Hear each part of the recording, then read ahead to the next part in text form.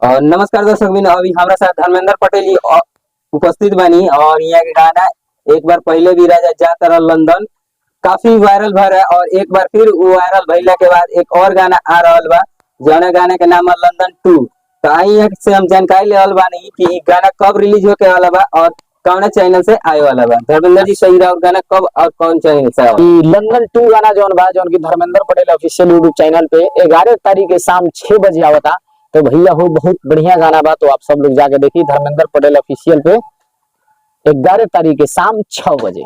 और ये गाना के राइटर के बानी देखिए गाना के राइटर और म्यूजिक डायरेक्टर इससे पहले जो रही जयदेश माही जी और डीओपी और वीडियो डायरेक्टर अनीश कुमार चौरसिया जी भी हमारे बहुत प्यारा मित्र और भाई बानी जी। पूरा हमने के एगो टीम के मतलब जितना लोगों में रहे जितना लोग में।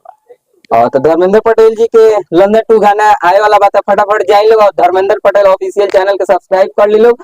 और 11 तारीख के शाम के 6 बजे लोग के गाना मिली और काफी बेहतरीन गाना एक बार फिर मिले वाला बा, काफी वायरल होके वाला बा। तो जाए लोग फटाफट और सब्सक्राइब कर ली।